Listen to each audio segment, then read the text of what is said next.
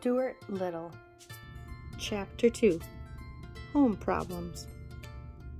Stuart was also helpful when it came to ping pong. The Littles liked ping pong, but the balls had a way of rolling under chairs, sofas, and radiators, and this meant that the players were forever stooping down and reaching under things.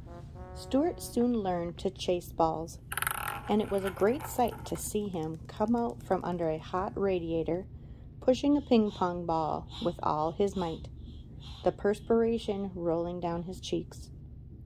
The ball, of course, was almost as high as he was, and he had to throw his whole weight against it in order to keep it rolling.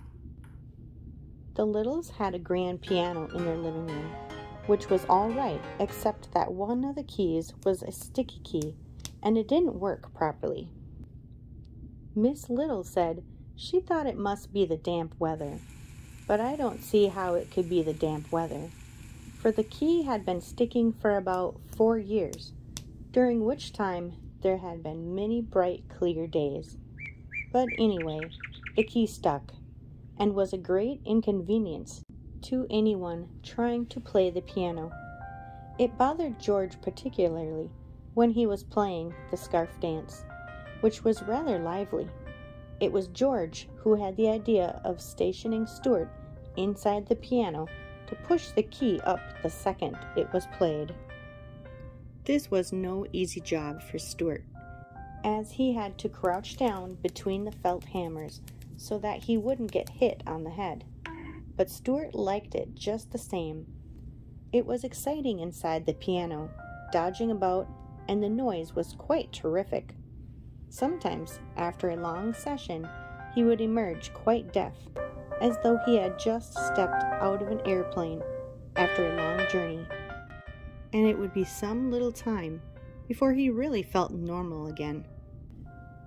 Mr. and Mrs. Little often discussed Stuart quietly between themselves when he wasn't around, for they had never quite recovered from the shock and surprise of having a mouse in the family.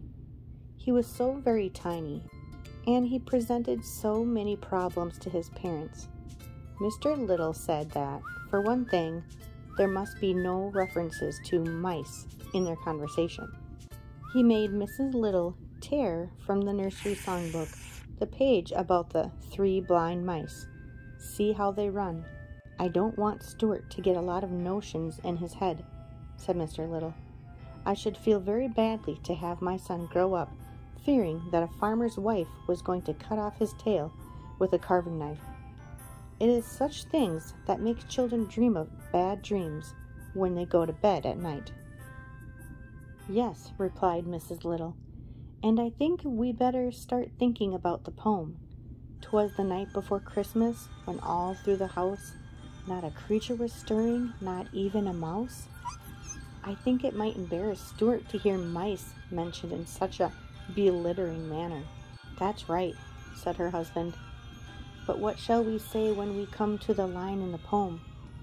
We'll have to say something. We can't just say, 'twas the night before Christmas, when all through the house not a creature was stirring. That doesn't sound complete. It needs a word to rhyme with house. What about louse? Asked Mrs. Little. Or grouse, said Mr. Little. I suggest souse, remarked George, who had been listening to their conversation from across the room.